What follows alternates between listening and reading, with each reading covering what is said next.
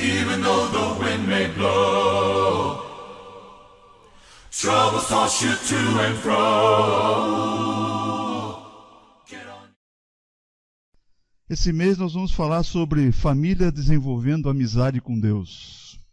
E o tema de hoje são famílias amigas de Deus resolvem os conflitos adequadamente.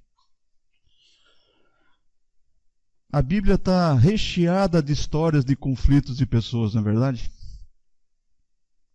E eu fico tranquilo porque é só na Bíblia que tem isso. No nosso dia a dia não tem, né? Até no paraíso, gente, houve conflito entre Adão e Eva, quando um acusou o outro mutuamente por terem comido o fruto proibido. Eu queria citar alguns exemplos da Bíblia de conflitos. E esse primeiro exemplo que eu vou citar vai ser o tema do texto bíblico dessa mensagem, que é o conflito dos pastores de Abraão e Ló. Mas também a gente pode citar o conflito de Jacó e Esaú, podemos citar no Novo Testamento Paulo e Barnabé. Jesus até nas parábolas citou conflito do irmão mais velho do filho pródigo com o seu pai. E quando a gente fala de conflito, a gente não quer dizer de enfrentamento físico, MMA, não sei se o Rafael está aí, né? Ou qualquer outro tipo de luta. Mas, então o que é um conflito? O conflito, irmãos, é uma situação que envolve um desentendimento, um problema de relacionamento. E que se não for solucionado, mais cedo ou mais tarde, vai acontecer um enfrentamento. Aí sim, físico.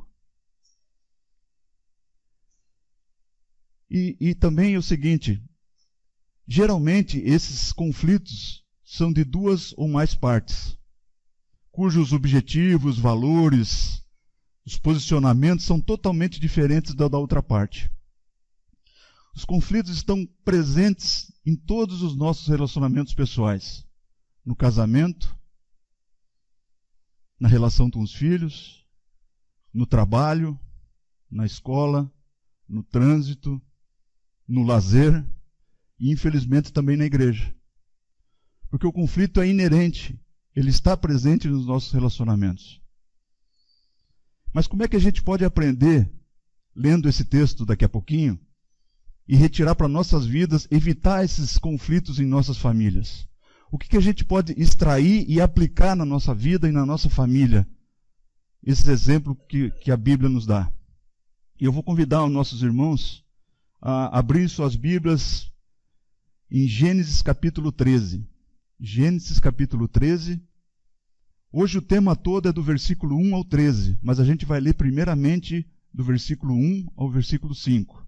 Então, Gênesis 13, de 1 a 5. Todos lá? Subiu, pois, Abrão do Egito para o lado do sul, ele e sua mulher e tudo o que tinha, e com ele Ló.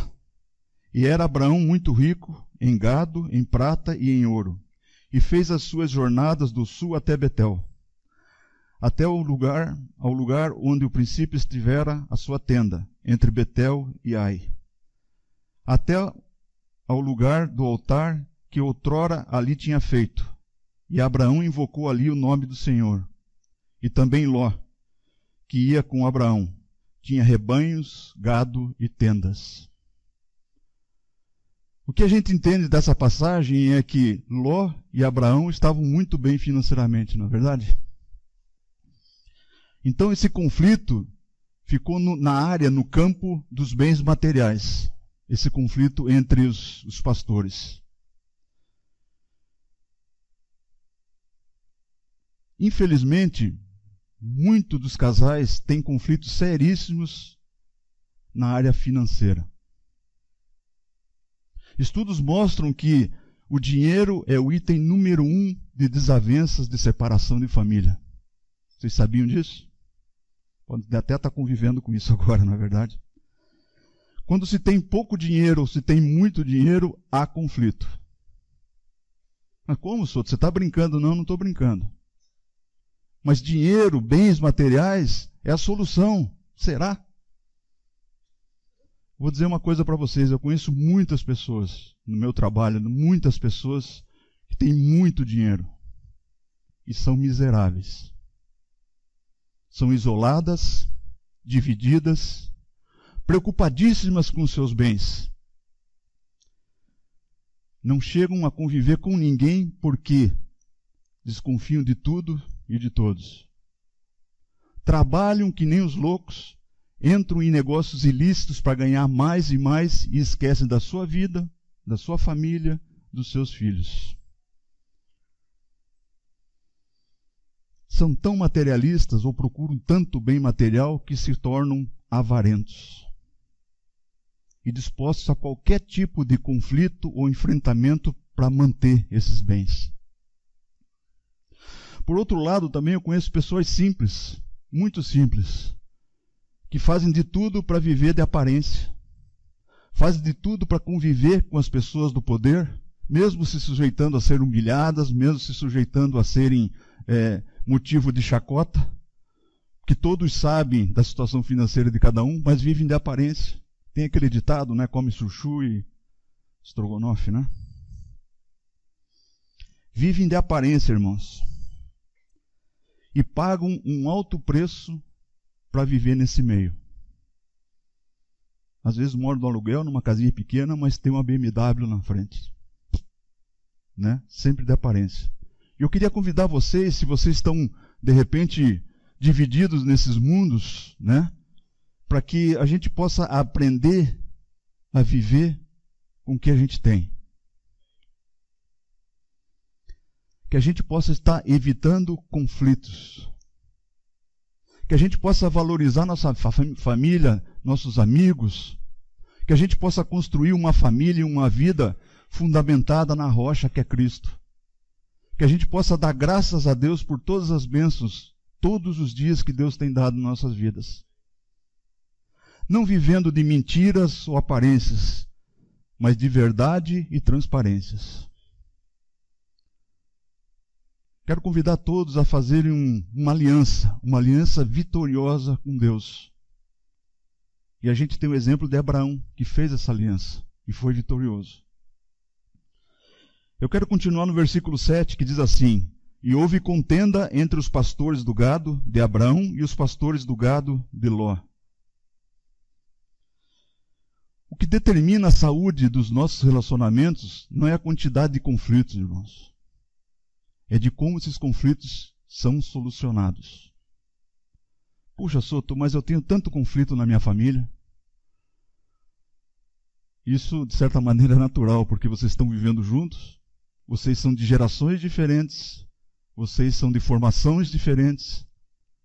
Mas o que você não pode ter é alvos diferentes. O alvo tem que ser Cristo. Aí sim, nós vamos resolver os conflitos adequadamente. No versículo 8, diz assim: E disse Abraão a Ló. Abraão procurou o diálogo.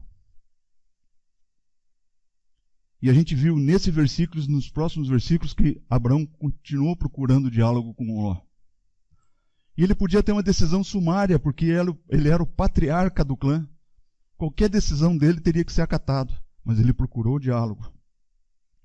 E sabe, irmãos, quando a gente percebe que está se instalando um conflito na nossa relação conjugal, nossas relações de pais com filhos, com genros e noras, com sogro e sogra, vamos procurar o diálogo.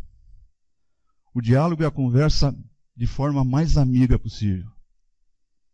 Está em conflito com o cônjuge? Dialogue. Está em conflito com seus filhos? Dialogue. Não faça que nem um amigo meu, Bisteca de Jaguaraíva, um parêntese só, recém-casado com a esposa, tiveram um entreveiro à noite e ela fez não foi nenhum bilhete, põe uma placa grande assim, escreveu assim: me acorde amanhã às 6. Ele levantou, olhou, virou a folha e escreveu: são 6 horas, e foi embora. Resolveu o conflito, gente? Eu gostaria de dar algumas dicas de um diálogo produtivo. Primeiramente, sente com a outra pessoa e orem juntos. Primeira postura.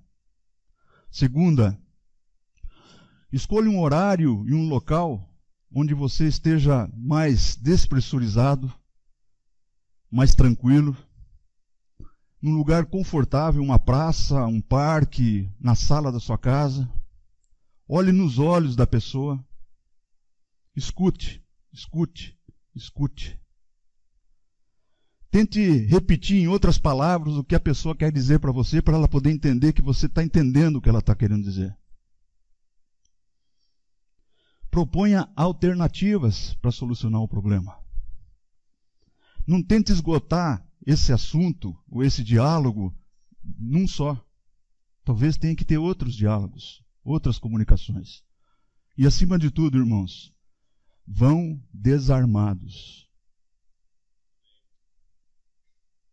Porque talvez qualquer palavra seja motivo de um gatilho para começar o estupim da pólvora, não é verdade? Então vão desarmados, com a vontade de reconciliar. No versículo 8 diz assim: E disse Abraão a Ló: Ora, não haja contenda entre mim e ti, e entre os meus pastores e os teus pastores, porque somos irmãos.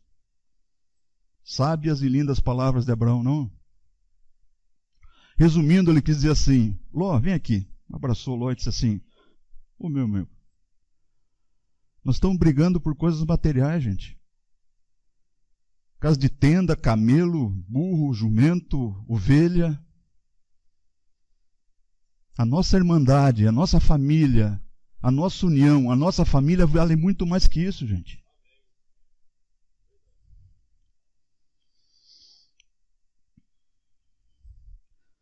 Eu sei que todos os dias, na rotina do dia a dia, a gente tem decepções, a gente tem aborrecimentos, porque a gente convive com pessoas diferentes, mesmo sendo da nossa família. E a gente vai deixar que essas coisas periféricas arranhem a boa convivência, a harmonia, a paz dentro de casa, com a sua esposa, e um relacionamento tão importante que é a relação entre pai e filho. A gente vai deixar isso, irmãos? O que é mais importante na vida de cada um de vocês? A unidade conjugal, os relacionamentos particulares, os familiares, os de amizade, ou as coisas secundárias, as coisas materiais? O que é mais importante, irmãos? Sabe, quando a gente começa a deixar que as coisas periféricas, secundárias, comecem a interferir no nosso relacionamento, eu vou dizer uma coisa para vocês. Nós estamos decretando a falência do nosso relacionamento, a morte da nossa família. E isso vai ter consequências gerações após gerações. A gente está vivendo um mundo agora, irmãos, de coisas descartáveis.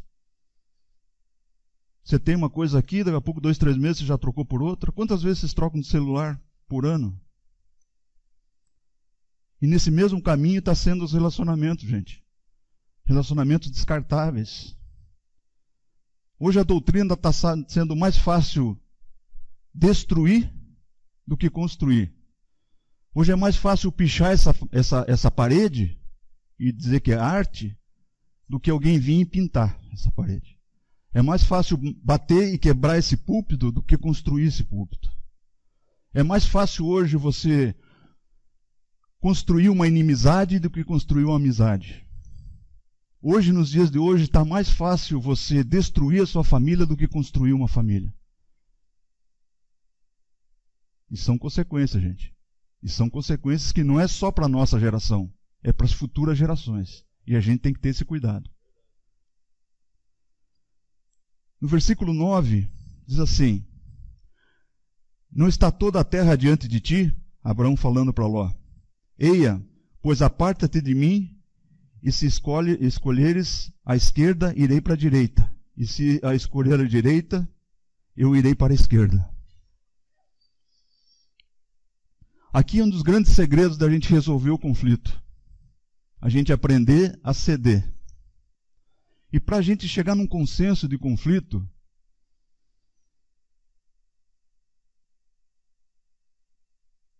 Para a gente chegar num consenso de conflito, irmãos, a gente precisa realmente aprender a ceder. Mas dificilmente um conflito é resolvido se ambas as partes não cederem.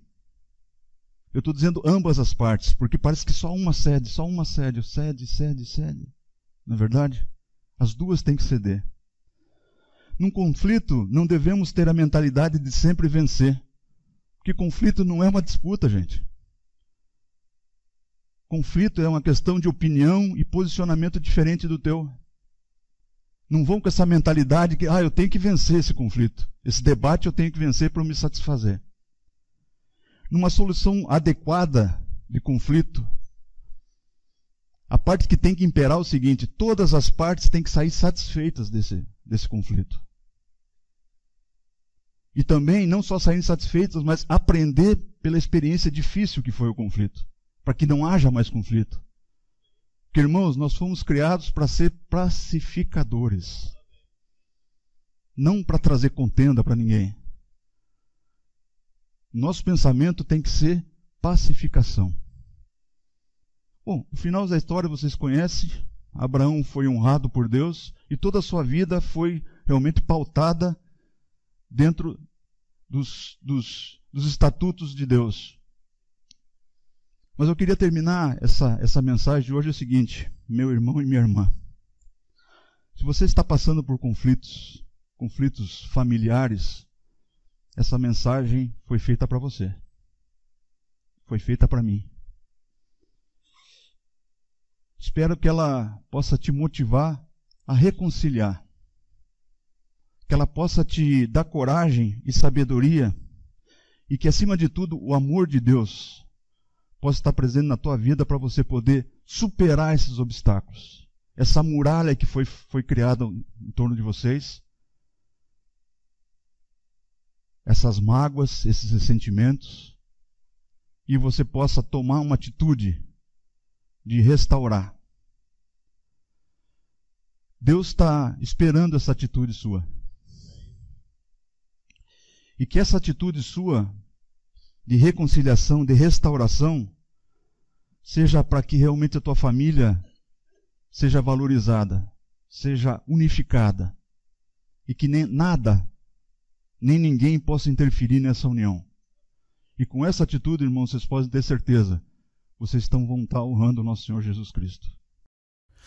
Even though the wind may blow, troubles toss you to and fro.